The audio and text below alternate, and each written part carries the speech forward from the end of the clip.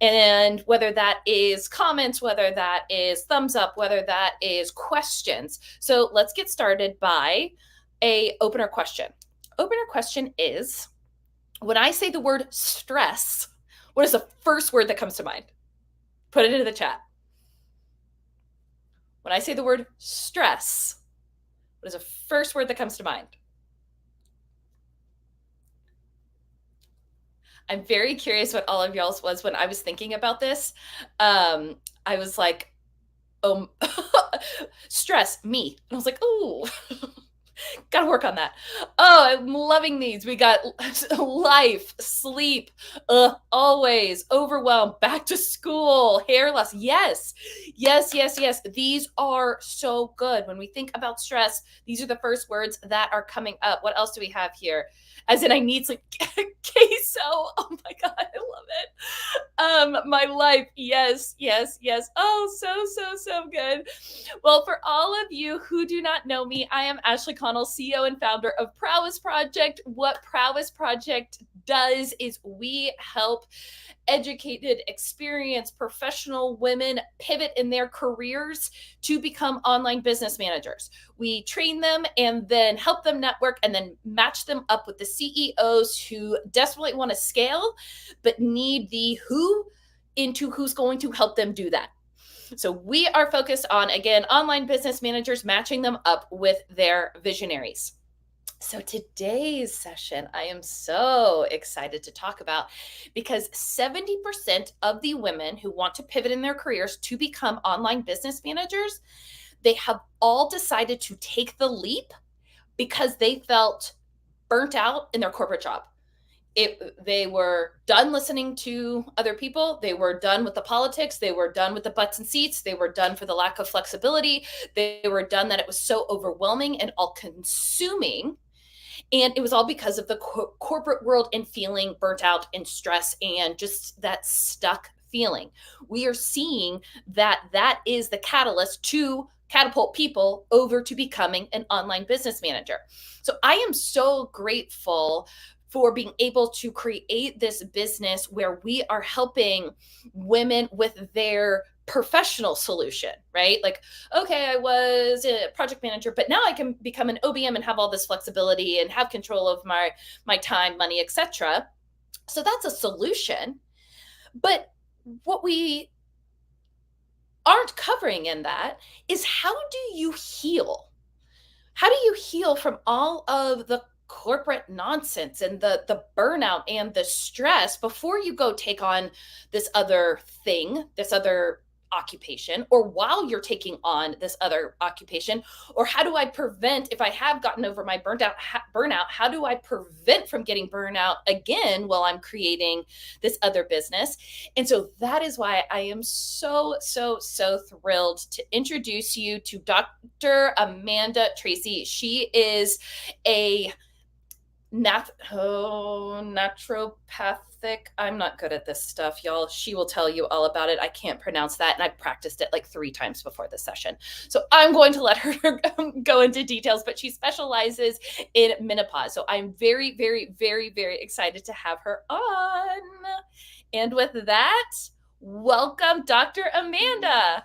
Thank you so much. I'm so happy to be here. I love talking about hormones. I love helping women that feel like their bodies and minds are in chaos and helping them heal from that place.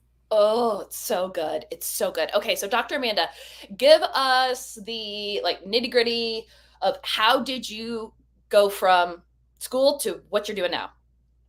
Sure. So it started really when I was around age 12 and wanted to be vegetarian. And this was in the 80s. So not to date myself, but there wasn't too much information about being vegetarian at that time. So I really got interested in nutrition. I was really active in sports and dance, and I was always interested in science. So that was sort of my passion through high school. And when I went to college, I studied biochemistry and thought I was going to be a doctor. And then just became disillusioned with medicine. It was all about disease and pharmaceuticals. And I realized I just wasn't really interested in disease. I was interested in how the body works. And it's so mysterious and coordinated. And I just thought it was so interesting. So I went to research for a little while. and really loved that. And then I learned about naturopathic medicine from my mom. Yes. Naturopathic So medicine. Got it. she saw a naturopathic doctor on a television show like Today Show or something like that, just promoting something. But she said, this is what you said you wanted to do, but we didn't know existed. And it's true. I wanted to be a doctor and to help people, to actually help them heal and to really treat the true causes of their illnesses, not just give them, a medicine that's covering up symptoms. So the more I learned about naturopathic medicine, it really spoke to me, even though I had no experience with herbs or supplements or a naturopath before, but the practice really spoke to me. So I went to Bastyr University in Seattle, and then I went back to Massachusetts, the Boston area, to start my practice. Oh, amazing. Yes. You started your practice, and then how did you get to where you are now? So after starting my practice, I was really interested in hormones and women's health, and that started to just be the core of my practice, seeing women in their late 30s and through their 40s and 50s, just feeling not like themselves anymore and not being able to put their finger on it. They might not be sleeping well, they might not have energy, they didn't have the mood that they wanted, other things in their body were changing, and their other doctor wasn't figuring it out or addressing it because it's technically not a disease. So they weren't interested. And they said, well, you're healthy or you're getting older and, see you later. So, or see you next year. So I started to grow this practice and really loved helping these women get to the bottom of all these imbalances in their body and putting it together so that they can really live full lives and feel their best. And that was always the core of my practice. And so in 2021, I had an opportunity to move from Boston to the San Francisco Bay Area, and I sold my practice to my associate doctor. And now, since then, I've been practicing online, only solely treating women for perimenopause and menopause, stress, sleep, and energy medicine. Oh, wow. This is so needed. I was talking to my friends who are also neighbors. We always get together and have our kids play outside. And we're just going around being like, how do we know nothing about our body? Like nothing. As women, there's so little we know. And so I'm so excited that you have focused on this. It is desperately, desperately needed. Yes. I mean, there's so many reasons why it's not talked about. Going back to medical research, not including women for so many decades because we have changes and because we have hormones. So we're not good for a clinical study. I get that, being in research before, because we can't be controlled.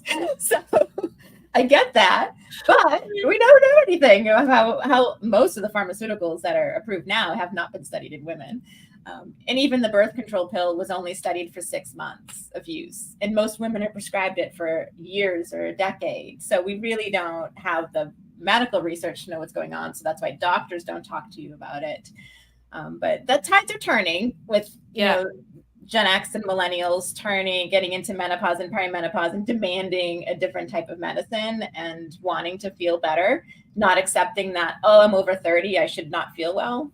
So the tides are turning slowly. Oh, so good to hear. So we're absolutely going to talk about burnout and how to heal. But I think first it makes sense for us to just get a baseline.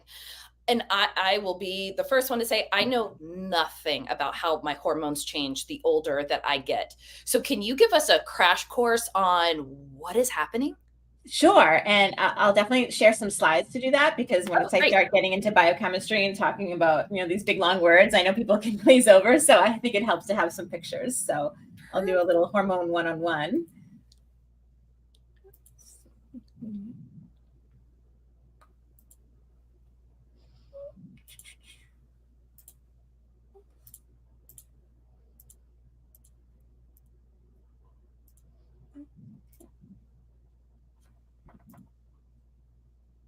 All right.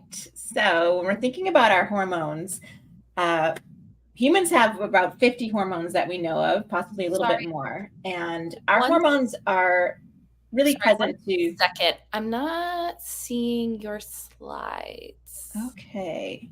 Sorry. It's on my end. It says StreamYard is sharing a window. I'm not sure if you need to give me permission to share it. I think I see it. Is it our first, oh, is it the first? Okay, I think this is it. Never mind. You're good. All right. So where our hormones come from? Is that what we're seeing? No, maybe the next slide is that.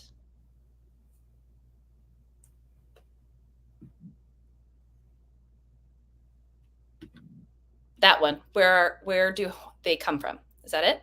Yes. Perfect.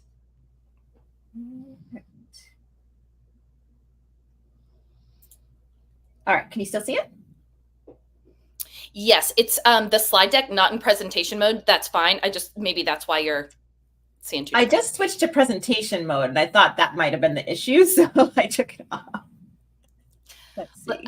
We see where do they come from. Okay. All right. So I'll go on from there. Perfect. So it's only a few slides, so it'll be okay. We have over 50 hormones, but today I'm going to focus on only 4 of them, so we won't get overwhelmed, but most important to women. So mostly we're thinking about the hormones that are coming from our ovaries, which are estrogen, progesterone, and testosterone. And that's, usually what women think of when they think of their hormones. Most women tend to not think of them until they're looking at fertility or something like that. But these are where the bulk of our reproductive hormones are coming from. However, we do produce hormones from our adrenal glands, and it's most of the same hormones. So estrogen, progesterone, and testosterone can also come from our adrenal glands, which you might have heard of as being responsible for stress and our stress response, because the adrenal glands are what produce the stress hormone cortisol. So we'll talk a little bit about that too. So you can produce most of your hormones from the adrenal glands as well. But also, I will say, unfortunately, our hormones are all made of fat and cholesterol. So our fat cells can also make hormones. So we can make estrogen, testosterone, and unfortunately cortisol or stress hormone from our fat cells. So this tends to work against us in most cases, but we do have that reservoir of hormones if needed. And I have starred here the brain because one thing that you want to know is that you can also make hormones in your brain. So estrogen, progesterone, and testosterone are all made in the brain, but they stay in the brain. So those hormones are a little bit different because they're not sending communication throughout the whole body from one organ to another. They're staying within the brain to communicate signals. But that's an important point because we do have hormone effects on our brain and our mood and our mind. So that's something to realize, that your brain actually makes its own hormones and creates those effects. So going over these hormones briefly, our hormones communicate throughout the body, and they each have sort of a general overall systemic, like long-term effect, and then a short-term effect. The short-term effect happens over hours or minutes, and the long-term is something that they do generally for us throughout our life. So when we're thinking about estrogen, I call estrogen a diva because she does all those great diva things for us. She helps us grow nice breasts and hips and helps our skin glow. She also does some great things on the background that we tend to not think about until menopause, but she keeps our bones strong and she protects our heart, which is why women tend to have less heart disease than men earlier in life. I didn't know that. Can you click on the estrogen slide so we're not seeing that? Oh. There we go. Yes. Okay, I'm going to have to stay out of presentation mode for you to see the slides, I think. So I will stay out of there. So here's our diva. Thank you for letting me know. Yeah. So our diva also keeps everything fluid, which we think about post-menopause, things drying up. But before menopause, estrogen keeps everything fluid, which includes not just our vagina, but also our joints and our brain, which is why as we go through hormone changes, sometimes women can have more joint pain and changes in brain activity. In the short term, estrogen has some interesting aspects. It helps us be motivated and competitive and gives us a desire for more exercise and more movement. So it's good to take advantage of that and help your metabolism that way. And it also reduces our appetite and reduces fear. So estrogen has a really good benefits for us in the short term as well.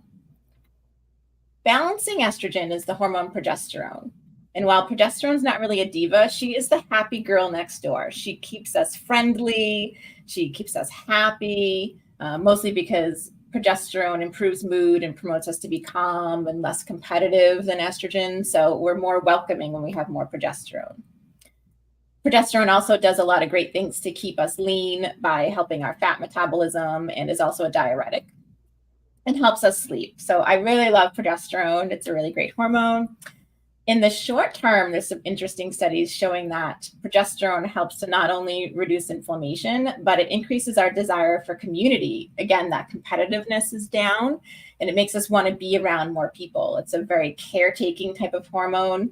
We have more progesterone. We want to take care of things, take care of the people around us. And because of that, there also have been some interesting studies showing that when you have higher progesterone, you're more tuned into your intuition because you're more like looking out for everybody and taking care of people. Wow, it's amazing. Testosterone, we often think of just for men, but women have it too. For women, it's kind of more stable in our bodies. It doesn't change too much, except with stress, which we'll talk about. But this is our inner cheerleader. It's pretty much only does good things for us if we have enough testosterone. Gives us stamina, strong muscles, strong bones, gives us a good mood and self-confidence, and gets our libido going. So testosterone is really good to have enough of. It's only an issue for women if we have too much. Then it can cause some things that could be more like male types of traits, like male pattern hair loss or hair growth on our chin. So pretty much we don't want to have enough testosterone, but just not too much. Then we get into the stress hormone, cortisol. So when I started my practice 16, 17 years ago, no one was talking about cortisol. No one knew what it was besides naturopathic doctors. I don't know if that's good or bad that now we've had so much stress in our lives in the past 4 or 5 years that everyone seems to know what cortisol is. I mean, you can't log on to any social media without, it promoting some way to boost your cortisol or reduce your cortisol or change your cortisol. But this is basically our stress hormone. I call it the check engine light. It basically alerts our body and our brain that we're under stress. And it does lots of things to get out of the stress. It starts the fight or flight reaction in our body. It increases our blood sugar, increases our blood pressure, which in the short term are good, but for long term, not so good. It affects our immune function and our energy levels. So there's some good things that cortisol does, but mostly it's a warning signal. I also have here, it controls our rest and digest system, which basically if cortisol is balanced and cortisol is low, it allows us to rest and allows us to digest. So we'll talk a little bit more about that when we get to stress. So through our years, these hormones change, they fluctuate. In our teens and in our 20s, we tend to be more estrogen dominant. So our cycle's just starting to learn what it's doing. It hasn't coordinated with our brain so much yet. So if you're looking at this circle as like a whole month, you can see the purple is a little bit more dominant. There's more time we spend in the purple, which is higher estrogen. And this usually causes our periods to be really heavy, have more cramping and more headaches when we're younger. But as we get into our 20s and 30s, this balances out. So we have more of an equal balance between the blue and the purple, which is estrogen and progesterone. And this is a healthy cycle. Usually women's periods are more regular during this time. We're more fertile in our 20s and 30s. And they usually have less PMS symptoms. Then we start getting into perimenopause in our late 30s and in our 40s. During this time, our ovaries don't ovulate as regularly. They're kind of slowing down. They just don't want to do it anymore as much. So it takes more estrogen to give them that push. So we start to kind of almost have a pattern like we're teenagers again. And I see a lot of women in my practice this way that are starting to have heavier periods and more cramping and longer periods and more inflammation with their periods. This is because we have more estrogen initially in perimenopause and not enough progesterone. So if you remember, progesterone was that hormone that helped us be calm, be friendly, get good sleep. So this is also one of the reasons why women start to not get as a good sleep pattern in their 40s and feel some mood changes is because they're starting to have less progesterone. So basically in your 40s, estrogen's going up and down. Your brain is trying to figure out why your ovaries aren't listening to it anymore. And then it's giving it too much estrogen. So you have up and down estrogen, and in general, your progesterone's going down. So that's what causes a lot of the symptoms that we have in perimenopause, which sometimes don't have to do anything with your periods. Sometimes it can be more of those subtle changes, like more bloating, maybe some mood changes, weight gain, sleep problems. Maybe your periods are starting to change, but they might not be. Maybe all these underlying symptoms. And then in menopause, it's a year after you've stopped having your periods. For most women, this is in their early mid-50s.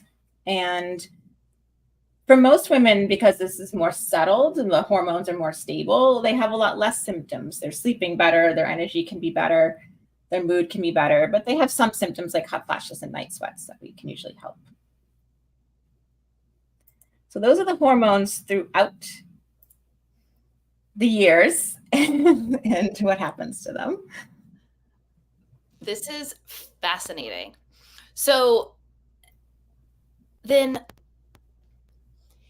if we're thinking about this, and if burnout happens for women typically, and I'm going to generalize, in their 30s, 40s, as perimenopause is happening, is that why we are seeing just this massive burnout and feeling of overwhelm and all of that coming to a head? Is that what's happening? Yes, a little bit. In your 20s and 30s, with having the estrogen and progesterone balance, you have more of a buffer. So smaller changes in your sleep or smaller changes in the demands on your energy aren't going to cause dramatic changes symptom-wise. But when you are in your late 30s to 40s, and you're already having that imbalance between estrogen and progesterone, if other things are happening that are furthering that imbalance, it does start to really disrupt your energy cycle and your mood and your sleep abilities. So fascinating. And you said that the cortisol was that warning sign. So where does the cortisol fit in those circles? So cortisol actually has a daily cycle. So cortisol is part of control of our circadian rhythm. So it controls, and that's part of how it controls our digestion. So it should be highest between 6 and 8 in the morning to wake us up, which is one issue because a lot of women I work with, especially in the Boston area, have to get out of bed at 4 or 4:30 in the morning to commute. So they're trying to wake up when their hormones are telling them to sleep. But normally cortisol should rise around 6 to 8 in the morning, and then it gradually goes down and should be lowest by 10 p.m., which signals melatonin to be released and for us to gradually fall asleep. However, anytime during that daily pattern, if we have stress, we shoot out more cortisol. So we have mini spikes along that pattern. So if you're having those spikes in the afternoon or in the evening, that's going against your natural pattern and it's disrupting your circadian rhythm. So fascinating. Okay. We have one quick question. What can we expect as a web start to enter perimenopause to identify that it's happening? So I'm assuming some early symptoms is what Cheryl's asking. Okay. Oh, the early symptoms are so sneaky. So that's the problem because for most women, their periods aren't changing yet, or they're not changing enough. They might just be coming a day or two off or a day or two longer. But the sneaky symptoms usually gradually build over the course of 6 months. And those are sneaky symptoms that also might be overlapping with stress and burnout because they are not falling asleep as easily or more often waking more frequently at night because progesterone helps us get into a deeper sleep. So when you're having lower levels of it, you'll be more easily wake up. Like if your husband's a snorer, he'll wake you up 5 times a night, and before you're able to sleep through it, that's a kind of change to know something's happening. I'll see a lot of women starting to feel irritable or on edge for no reason. I mean, nothing's technically changed in their family life or with their teenagers, but they're getting easily triggered and easily irritated. This is fascinating. Okay. And so this is what's happening to women. Is there anything that's happening to men during this time? When we have stress, it affects men, and the physical process that men and women go through is technically the same with short-term stress. Short term. Okay. Yes. It's more about chronic stress and if we can complete the stress cycle. So when we have a short-term stress, that warning signal goes off, we produce more cortisol. It does what it needs to do. It increases our blood pressure and our energy and releases blood sugar so we can get through the stress. Ideally, run away from the tiger and then the tiger doesn't find us again. But that's not the modern world we live in. We get emails every 2 seconds. So the tigers are always chasing us. So we're not able to really, in our modern lives, unless we intentionally do it, we're not able to stop the stress cycle. Like after fight or flight, we need to rest and freeze. And you'll see this in the animal kingdom. They'll they'll freeze and then they'll start twitching, and that's all of their nervous system reacting to the hormones and like flushing it out of their system. And then they'll go back to normal, whatever they were doing, and they've forgotten about the fight or flight. So for men, they tend to do that pretty well. I mean, they fight or flight really well. You know, right. They've got anger, or they just ignore. They have the ability to do that. And then they have the ability to freeze, we'll say, mostly because men tend not to ruminate as much. They're not planning the next thing. They're not thinking about it. They're like, oh, that's over. It's done with. I'm moving on. So studies have found that women don't go through that cycle as easily or as naturally. We tend not to fight or flight as a reaction. We tend to need to tend and befriend. So we need to either take care of the situation, completely resolve it, which isn't a quick thing usually for stress, or befriend, which is, again, a way that would boost our progesterone and helps us relax, is being around other women, talking it out, being in community. So that's how women manage stress. But our modern lives don't allow us to do that. So this is oh my God. Do you have cameras in my house? How do you know that this is exactly what I do? Oh my God. So good. So women, if they're able to tend and befriend, which usually is not a quick solution, then they also need to rest and freeze, which again, our minds, because we are able to multitask and we're planners and we're thinkers, like our brain doesn't get the signal that the stress is over. So it's more difficult for women to end the complete stress cycle. So that's potentially why we see more burnout and chronic stress symptoms in women, besides their hormones changing through age. Wow. That makes perfect sense. So let's say there is a woman who does have chronic stress. How is that affecting her body and or her hormones for the long term? Yes. So if you're thinking about progesterone decreasing through our 40s, our ovaries are producing less. The only other place we produce progesterone is the adrenal glands. But if we're going under chronic stress and they are producing cortisol all the time, telling us we're stressed, that is on the same pathway as progesterone. So we shift away from progesterone and we're only producing cortisol. And eventually it shifts away from estrogen as well. So I do see a lot of women in my practice in their mid 40s that have been told they're in menopause or they're in perimenopause because of their hormones are so low, but really it's chronic stress shifting away from all their hormones towards cortisol. And so they're technically not in perimenopause yet. And once we address the stress symptoms and restart their adrenal glands and start balancing that, they're able to produce enough hormones from the adrenals to help their ovaries and have cycles for a few more years, which is actually healthier in the long run to have a little bit later menopause, because it's protecting your brain and your heart to have it later. Wow. This is, oh gosh, so fascinating. So how did you decide to dedicate your life to this practice? I know we kind of talked about, your mom was like, oh my gosh, this is exactly what you want to do, but why this specifically? I never had regular periods and we'll go back to the 80s. I was always told it was because I was vegetarian, which was not true. But from the time that they started, I would have regular periods for 6 months. They would go away for a year. I would get all the tests done. They couldn't find anything wrong with me. Even hormone tests showed they were normal. I just still wasn't having periods. Then they would come back for a year and be normal. And so I was always interested in hormones and trying to figure it out, because I knew it wasn't healthy or the way it was supposed to go. But medicine was telling me, oh, it's normal. Nothing's wrong with you, which is great. Nothing's wrong with me.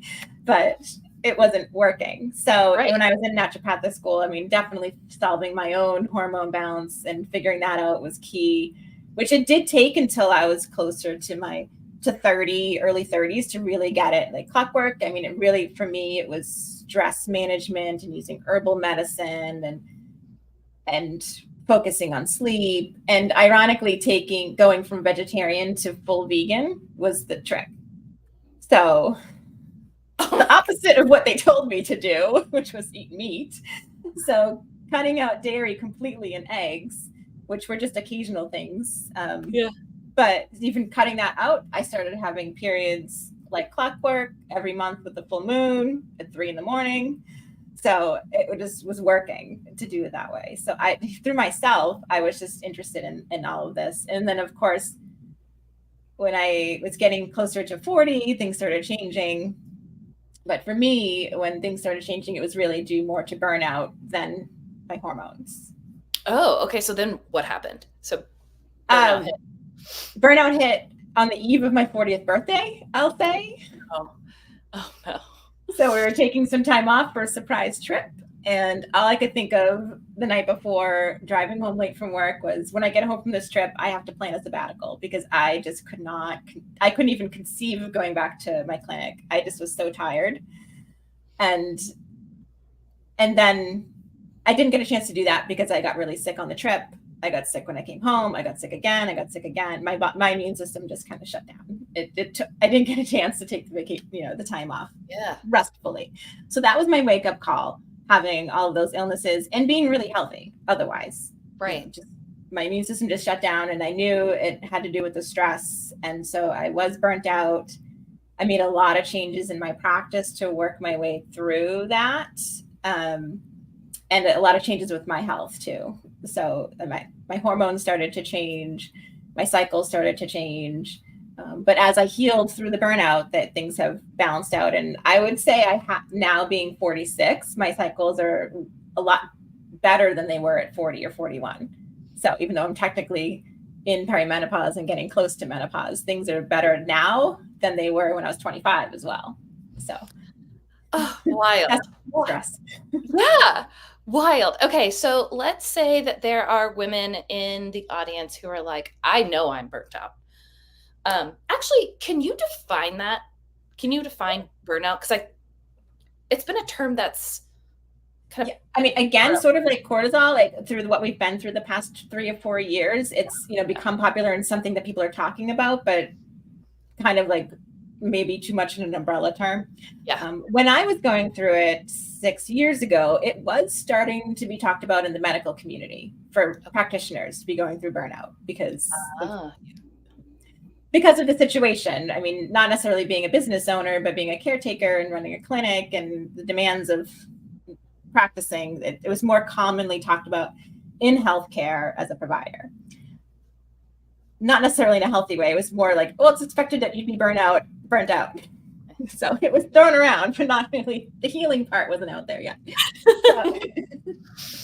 So now we do have a little bit more of a definition of burnout. There are the physical symptoms that sort of overlap with chronic stress with burnout, such as sleep disruptions, like either not falling asleep or not staying asleep, or only being able to sleep in the morning, like not being able to get out of bed, but then you're wired at night. So that sleep disruption is a core piece of it. Mood change, which sometimes for women, it can be irritability or anxiety. And a key piece for mood, maybe, or the psychology behind burnout, is a turn towards lack of empathy. So more just, you're just so at the end of the wire that you just don't have, you're normally a nice, empathetic, caring person, but you don't have that capacity anymore. So that's a piece of it that's more specific to burnout, which can be for caretakers and service providers. And it can be a little bit more, even more stressful for people in those professions or those situations, because they pride themselves on being a caretaker, and it's a big part of their personality or self-worth and how they see their role. But that's a key part of burnout. That is so interesting. Okay, so let's say that people in the audience, they have identified, okay, burnout is yes. I suspect this could be me. What does that road to recovery look like? It can be a long road. Yeah. And it does require changes, usually major changes, because what brought you to burnout for most people is a chronic stress situation and not being able to complete the stress cycle. So you do need to make some major changes. Often that is reevaluating work-life situations and creating some balance. Sometimes it is more interpersonal relationships that are the driver to burnout. So that's something to look at too. For me, I had to make major changes as far as work hours. So I hired on an associate. I took a week off per month for a whole year, because that another doctor that had gone through burnout, naturopathic doctor, said that's the way to do it. Instead of taking 3 months off and thinking you're going to heal and just be away, she's like, you need to really take a week off per month, because you do go through layers of healing month to month. The more that you're healing, it's a slow build. So having that rest and time to reset definitely helped. It does require prioritizing sleep. If you're not sleeping well or not sleeping enough, none of the other healing happens. So it doesn't matter if you change your diet, change your exercise, start meditating. If you're not sleeping well, your brain actually doesn't and start the repair process. So nothing happens. Wow. And then, so what is enough sleep for women typically? I know it changes from person to person. Yeah, it changes person to person. Medically, if you're not getting 5 hours of sleep, then you are in danger. It puts you more at risk for dementia, heart disease, diabetes. Like, we need to see 5 hours. Functionally, 7 for an adult to function, especially in our modern world with multitasking, multiple responsibilities. We need 7 hours. And 7 hours is what's shown to be healthy as far as immune repair and immune function and metabolism too. But I would say 5 is the minimum. So fascinating. I'm going to pause here. Does anyone else have any other questions? We only have Dr. Amanda for another 5 minutes, and I could probably talk to you for, the rest of this week. So any other questions out there?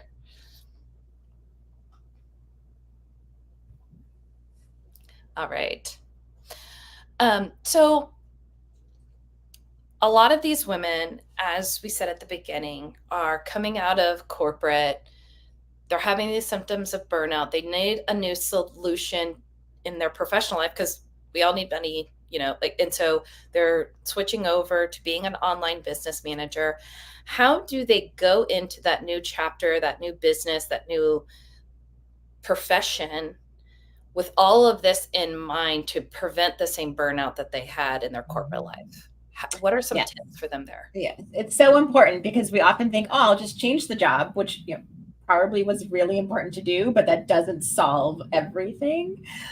So that's really important to do. And I went through that process 2 years ago when I switched from my clinic, which I made changes to make things sustainable. But when I had this new opportunity, I thought, how do I really prevent getting back into that space?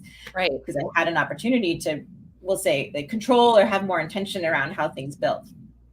So I really think having realistic expectations as far as what you can do per day and how many hours you're going to do it per day, and then know that you're going to get 80% of that done on a good day. Oh my God, it's so true. And so when you're hitting the 80% mark, you're like, all right, that's kind of 100% of what I expected. So then you're not thinking about, then just move the other things to the next day.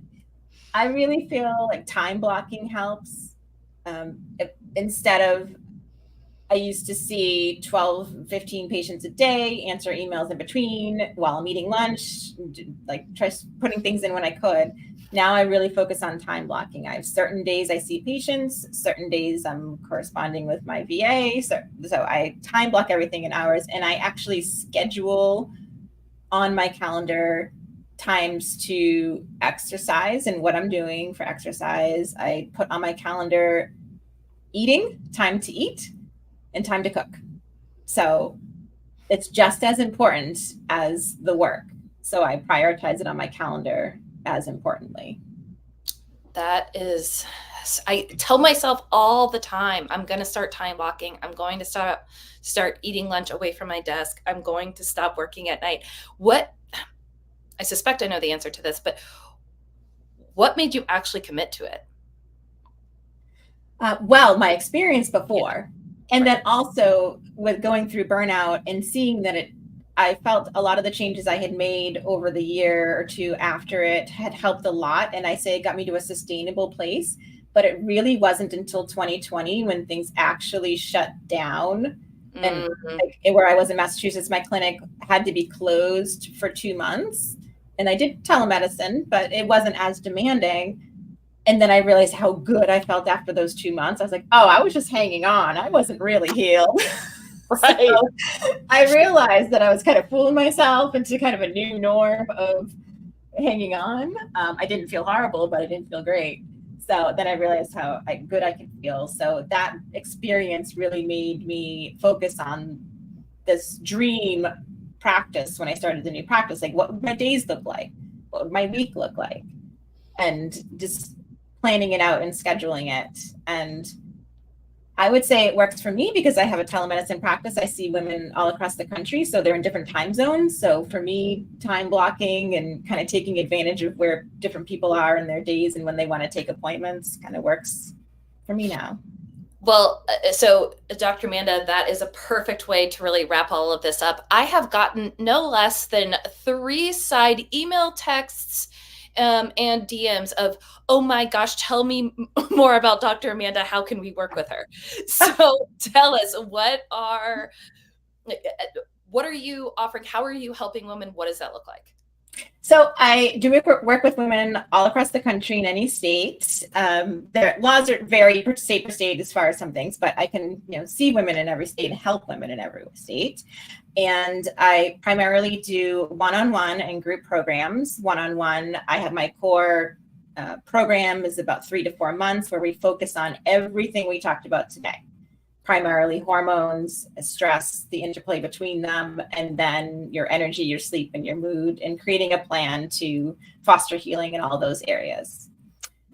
My 6-month program is for someone that needs head to toe, everything looked at. They might have like more complicated autoimmune conditions and gut things going on, and like they really just need like a naturopathic primary care doctor to like fix everything.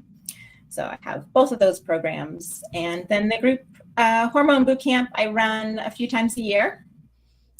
So that, again, we focus on hormones, stress, sleep, but more in a group setting. So it kind of fosters that community and boosts all of our progesterone so we can tend and befriend in that way. Oh, I love it. I am going to put this link to the Hormone Whole Body in the chat here. And if y'all need any other links, please do let us know. This has been amazing, Dr. Amanda. Thank you, thank you, thank you. Is there anything else that you would love to leave this group with? I mean, you have just been a wealth of information. I am so grateful. Oh, thank you so much. And I feel like I just kind of skirted the top of the iceberg on a lot of things. I'm sure. I mean, there's so much. Right. There's so much. I really enjoyed sharing all this with all of you.